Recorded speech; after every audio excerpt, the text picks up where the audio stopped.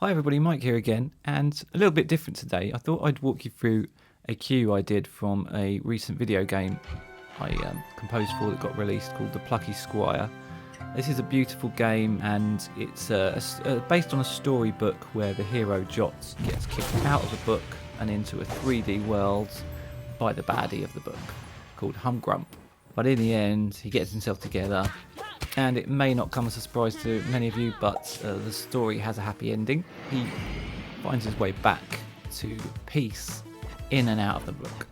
So this is the cue as Jots exits the mug and finds his way back to the book. And it's got a lovely, gentle, peaceful, atmospheric vibe. And it uses a combination of virtual instruments and live recording. And I'm just going to talk you through what I did and discuss the instruments, one of them being soft acoustic guitar, as you will hear. And let's have a listen.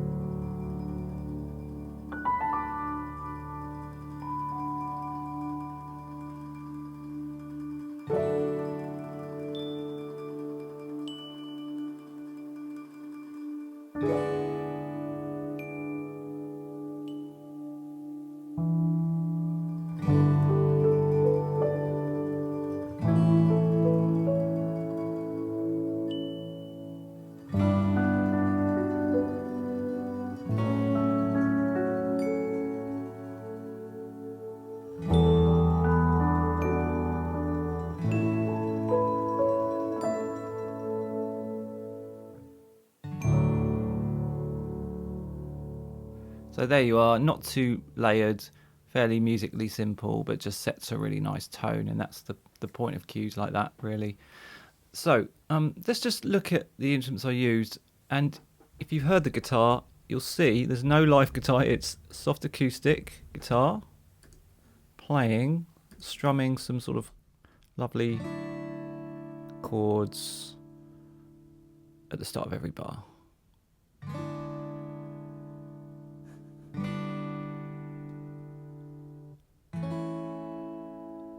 And it's perfectly lovely and realistic. I was planning to do a real guitar track, and I just thought, this sounds great as it is. Time's against me. Let's go on and do something else. And no one's complained yet. So I take back everything I thought about virtual instruments, especially virtual guitars, having to record real versions, that use them as placeholders and then record the real tracks. I do that most of the time, but this just goes to show you can put a proper thing out, and if it sounds good, it is good enough. If you get the feel right, if you get everything right, then you're good to go. So aside from that, I want to talk about some other instruments, because Piano Book was such a great project, and thankfully is being resurrected by Christian Henson in another place now, but it's still got the same community of people. They're still active and they're still donating some incredible instruments. One of them I used throughout the score, Dan Keen's piano, and I just have to talk about this because it's if you're searching for a gentle grand, as it says, this it's got such a lovely vibe. As you can see, it's just very consistent. It's got an aged kind of sound. This is another Glock from Dan Keen. Now what I did is I enhanced it with some plugins, a bit of compression, tiny bit of Pro Q3, and this is a plugin. It's called EA Reverb 2 or Ear Reverb. Don't know how you call it, but what it does is it places it into a space. There's quite a few of these types of plugins, but this one is by far the least buggy I've found and most realistic. If I turn it off, There we are, just smack in the middle of the spectrum here. But now if I turn this on, it's turned it over to the right at the back of the perceived room. And you can bring it to the front, say to the left. Turn it right out to the left. But it's the depth at the back of the room that I find really lovely.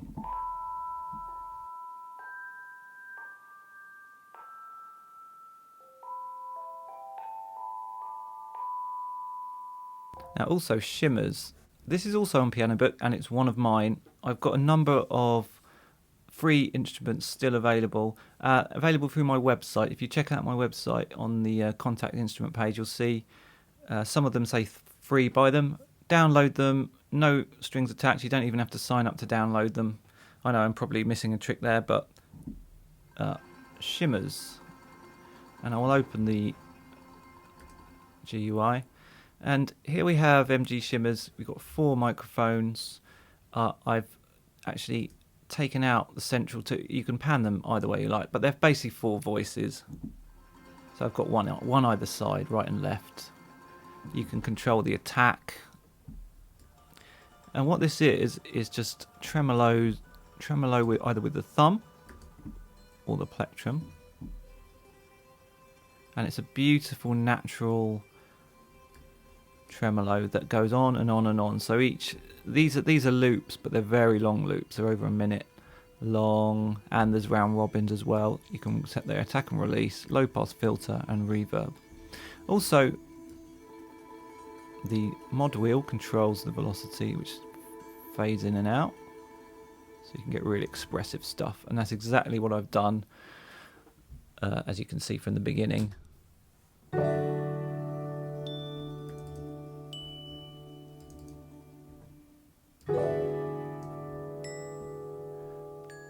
So it's going to fade in here.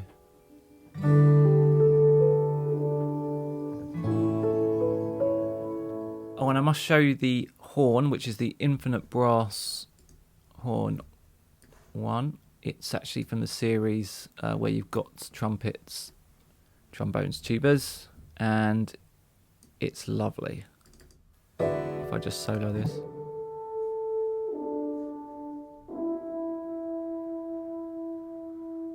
You've got to keep the dynamic mod wheel moving, otherwise it sounds fake, but